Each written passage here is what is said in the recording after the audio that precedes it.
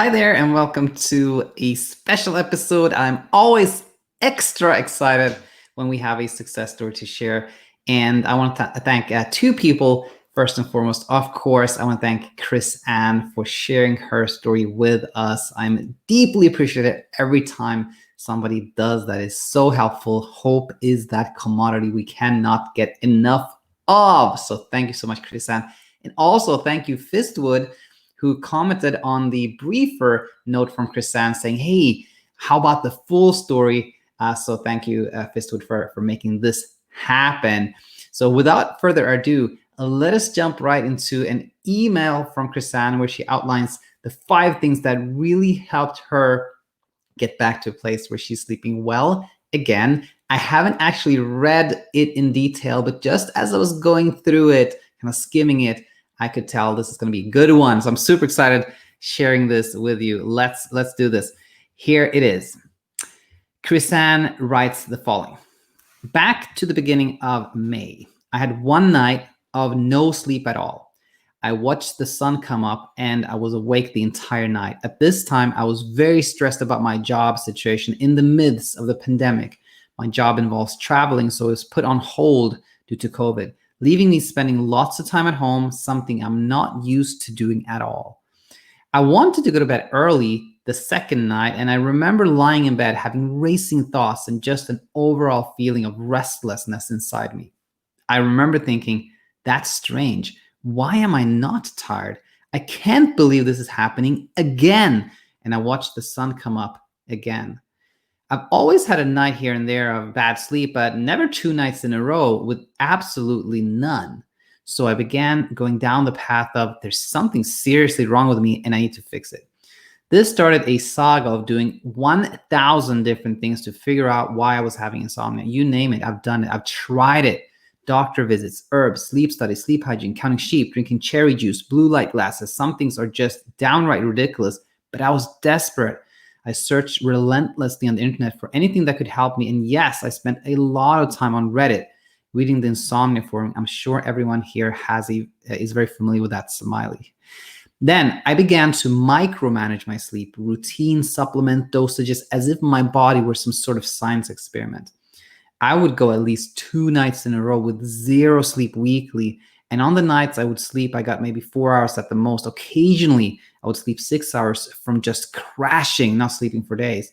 I also was constantly zigzagging every other night for some time. I began to get incredibly angry with myself. Why is this happening to me? I was anxious all the time, and just being in my house gave me anxious feelings. My place of comfort was now a place of turmoil.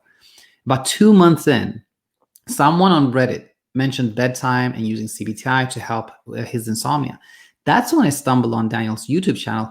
I began watching his videos, and an overwhelming sense of relief immediately came over me. The more I watched his videos, the more I said to myself, this is exactly what I'm going through. The hyperarousal, hypnic jerks, the constant ruminating about sleep. It was all being addressed and talked about. I no longer felt like I was crazy and began to really understand that my insomnia was psychological and most likely due to anxiety. I downloaded BedTyme and began working with Daniel. Here is how I began to sleep better. Number 1, I stopped avoiding my bed because I was having such bad anxiety. I was associating my bed with negative experiences. I would get up every time I couldn't sleep. This did not work for me. I began to spend more time in bed, doing the things I enjoy, as Daniel encouraged, reading, listening to music, laying down in my comfy blanket. These are all things that began to relax me and take the pressure off. Number 2, I stopped talking and researching about my sleep. I would constantly talk about it to my friends and family as if nothing else mattered. This encouraged me to think about it more. I challenged myself not to Google search anything about sleep. The internet is full of a lot of false information, and was internalizing everyone else's sleep issues as my issues. Once I stopped this, I focused on other things. I accepted my insomnia. Daniel teaches a lot about the importance of acceptance and giving up control. As someone who is problem-solving, control freak, this was difficult for me. I told myself that it didn't matter if I slept or not. I'm still going to accomplish everything that I need to do the next day. My sleep doesn't determine what I do. I accepted my nights of sleeplessness and sometimes just focused on resting with no expectation to fall asleep. I told myself it's okay to be awake. My body will rest when it wants to. Number 4, I stopped watching the clock. After maybe 12 days of doing the sleep window, I was zigzagging and sleeping every other night. I realized the clock was a huge anxiety inducer for me. I used to start a countdown until my sleep window. So I covered every clock in my house. I had no concept of time when I went to bed and stopped looking at the clock when I was awake in the middle of the night. This is when I turned a corner and started sleeping multiple days in a row. I just went by how I felt rather than how many hours I was sleeping. Number 5, I learned self-compassion. If there's one thing I've learned throughout this experience, it is that I'm extremely hard on myself, and I had a serious lack of self-compassion. Being someone who's very driven and overachieving, it's been something I've always struggled with. On my sleepless nights, I forgave myself for it instead of beating myself up. Instead of asking, what's wrong with me? I would ask, what's better with me? Acknowledging my small victories was something I owed to myself every day. It's okay not to be perfect all the time. It's okay to struggle with an issue you don't know how to handle. Be kind to yourself always. Don't get overly concerned whether or not you're doing CBT-I correctly either. Don't start to create unnecessary rules for yourself to abide by. And more importantly, don't compare yourself to others. My sleep window was very relaxed, and I would sleep when I felt the most tired, not really knowing the time. It's not a race to the finish line. Everyone finds their own path to better sleep. After a few weeks of gently following my sleep window and putting all of Daniel's teachings and education in practice, I found myself forgetting about my sleep, which I believe is the key. In the beginning, I kind of expected a way to flip a switch to make my insomnia go away, but understood that this process was gradual and I had to have patience. The more I let go, the better I slept, and my grip began to loosen. And before I knew it, I was beginning to sleep normally again.